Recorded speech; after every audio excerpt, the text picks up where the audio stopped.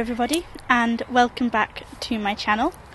So firstly, I thought I'd let you know that I have finished my first year of medical school, which is really crazy when you think about it. It's pretty much exactly a year to this day where I found out my results from my undergrad degree and found out that I was able to study medicine. So to be here, sitting here today, saying that I've finished my first year of medical school is a little bit surreal, really.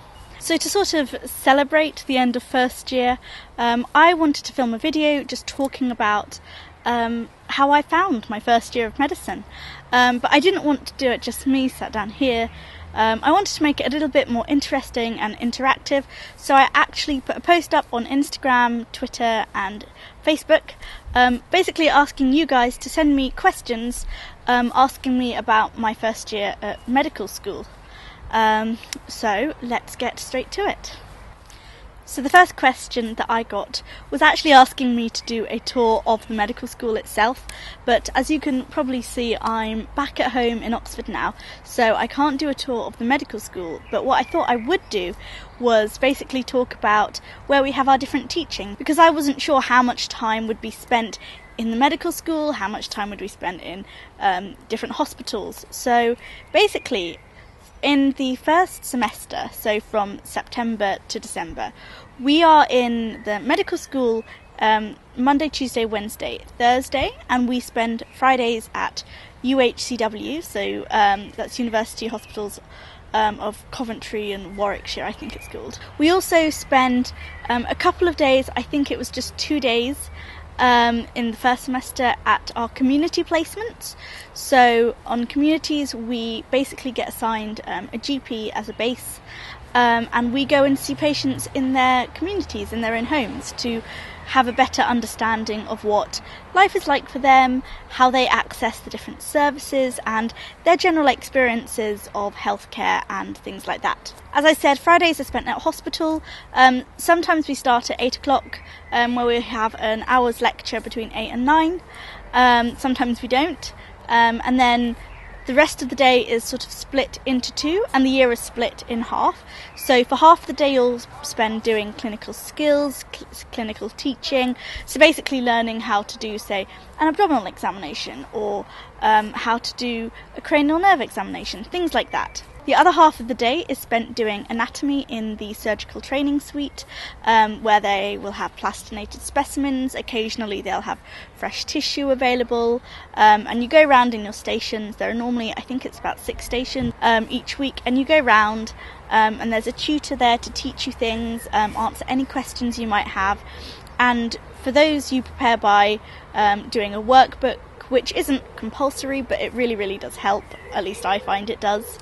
And it's the same for clinical skills. There are some pre-session questions that you have to do, but the anatomy questions take a little bit longer, but I guess that's to be expected. Most of our teaching is done in the medical school. In first year, we are primarily based in the medical teaching centre, and we're pretty much always in the lecture theatre, or if we have CBL, we're in like little CBL rooms, small rooms, where you're in a group of about roughly 8 to 10 people, and you just work through a case. If you want a video about CBL, then write that down in the comments below. So I actually forgot to include information about our timetable after Christmas, because I only spoke about semester 1. It's exactly the same as before Christmas. The only difference is that for half a day, so either one morning or one afternoon, we actually spend that time on the wards with a consultant, again in a small group of about 6 people.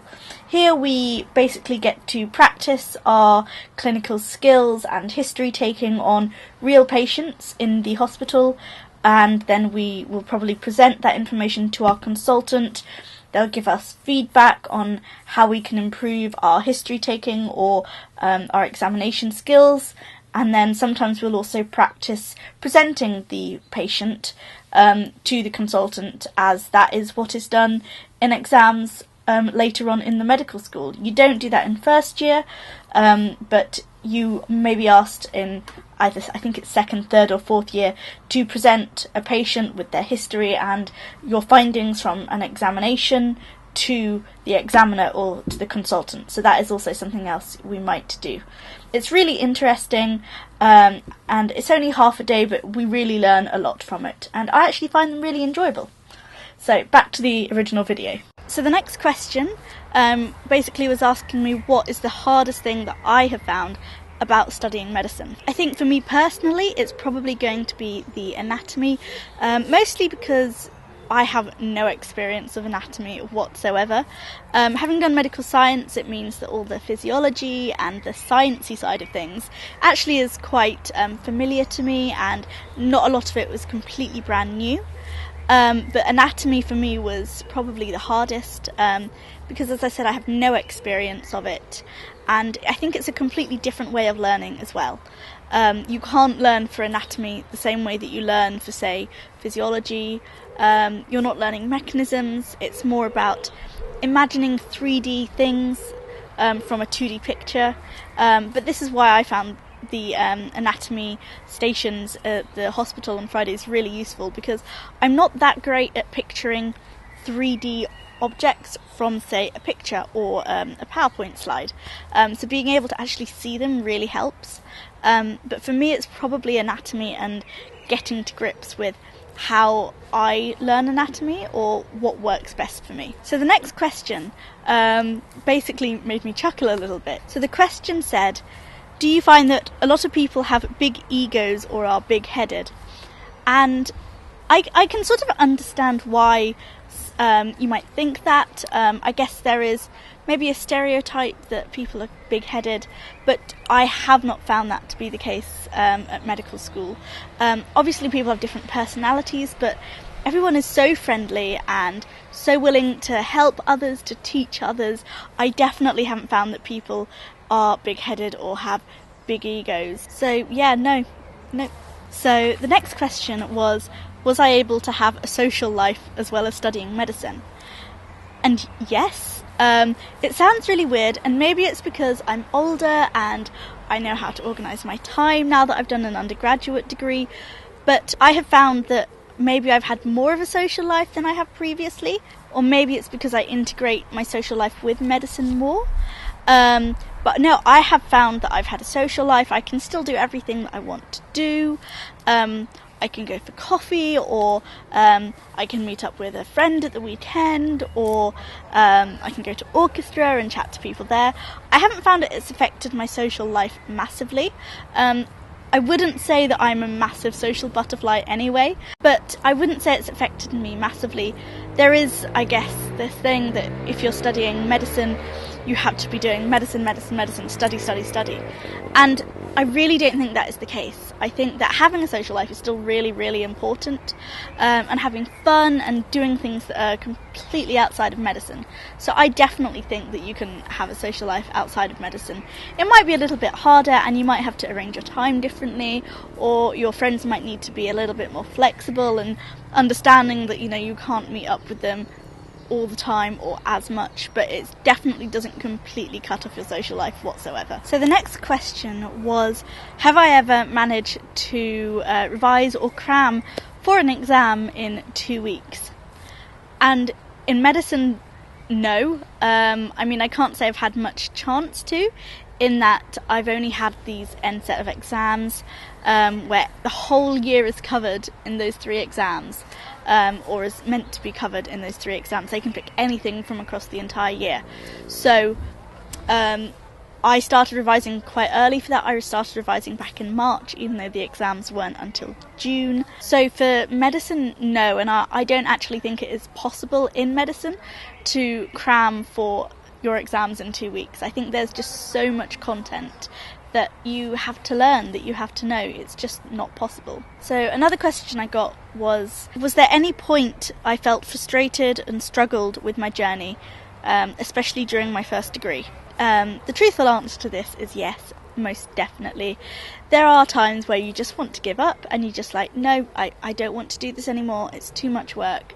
But you really have to persevere and stick with it. Getting into medicine is a real long slog, and once you're in medicine, it's an even longer slog. There is so much work and studying, and there are times that it just feels never ending. but you have to think about the long-term positives and what you're going to be able to get out of it at the end of the day. I think it's really important to remember that everyone goes through this at some point when they're going through the journey that is medicine. No one has a completely easy ride. It's normal to feel like this. There are times where you don't feel that you deserve to be studying medicine, or that there are times where you don't feel clever enough or intelligent enough, or you don't think you work hard enough to study medicine. You are always going to have these doubts in your mind. I've had them, my friends have had them. You just have to work through it, and it's hard, but I guess knowing that other people are experiencing the same feelings and things as you really, really helps. So yeah, I have struggled, but I think everyone does. So the next question I got was asking if I think medicine is harder than my first degree, especially in terms of the content for exams and getting a first or a 2-1 or whatever. So I'm going to split this into 2 bits. So the first bit is it harder than my first degree in terms of the content? So in terms of the difficulty of the content, no, it isn't harder at all. The only issue is that there is just so much more. I think it's partly because this is a graduate course, it's an accelerated course. We're basically doing what people would do in 5 or 6 years in 4 years, so it's going to be a lot more compressed and intense. That's to be expected, but the actual difficulty of the content isn't any harder. I'd say that we cover a lot of things on quite a basic level. We don't go into details, we don't learn all the really nitty-gritty bits that you might do if you're doing, say, biomed. It's a lot easier in that respect, but because there is just so much to learn, it just feels like there is just so much. And people say this when you're applying, they will tell you this, and you never quite realise it until you do it yourself. So people told me that it's not hard, it's breadth rather than depth, it's the broad ideas, it's not the details. And you don't realise that until you actually get into medicine. You hear it, but you never really take it in. So it's not harder, there is just a lot of it. So in terms of if it's any harder or easier to get a first or a 2-1, in medicine you don't get classifications.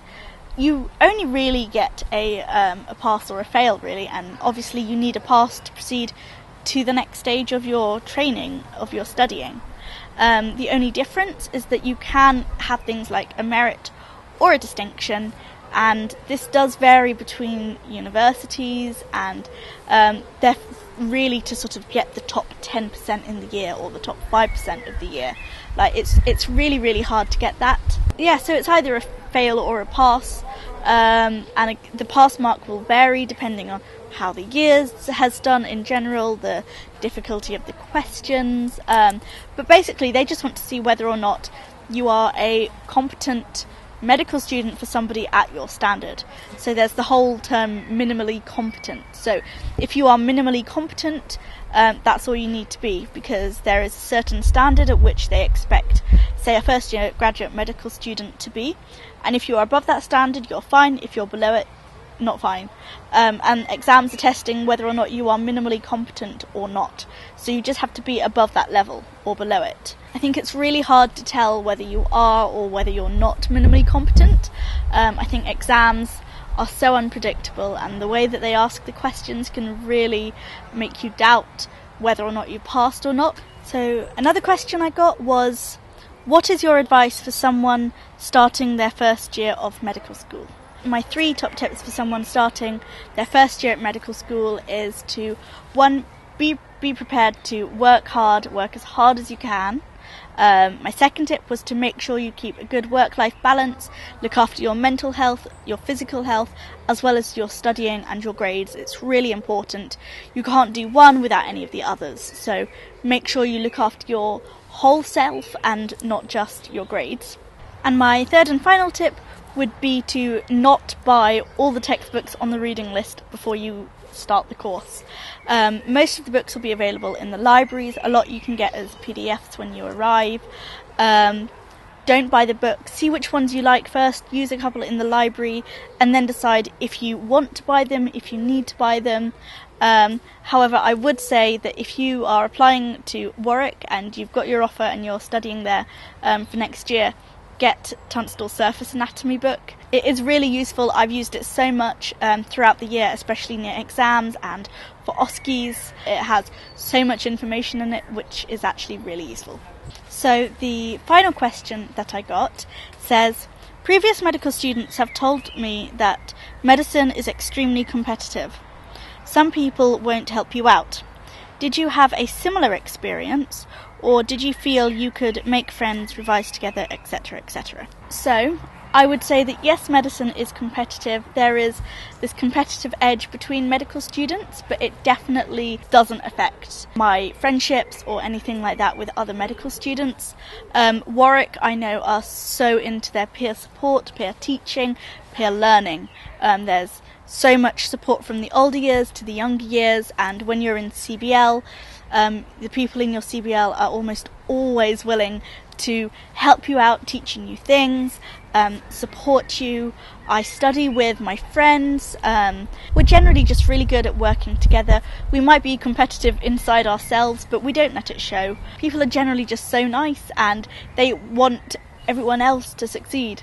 You want to help other people. You want to look after everyone else. It's really, really nice. Without making the friends that I have done on the course, medicine would be so much harder. Having your medic friends around you is so, so important, because they understand it. They understand how much work you have to do, how much studying there is. They're all doing the exact same things that you are. So no, it's not competitive, and it is easy to make friends, and you will go and have a chat with them about stuff that isn't related to medicine. I know that my friends have helped me a lot. I've helped them a lot this past year. It's so important to have these friends that you trust. So yeah, no, I didn't have any difficulties in terms of making friends. I've definitely revised with them. I've definitely studied with them. CBL is a really great environment to be in. I love my CBL group. I don't see them as medic course mates. I do see them as friends first and foremost, and that's really important. So that's the end of all the questions that I received about my first year in medicine. It's been a really, really intense year. It's been a lot of hard work, but I'm really glad to be where I am today, and I really hope it's paid off in my exams. Thank you all so much for watching. I hope you've enjoyed this video. If you have any questions, always feel free to message me or leave a comment down below. I shall see you next time. Bye.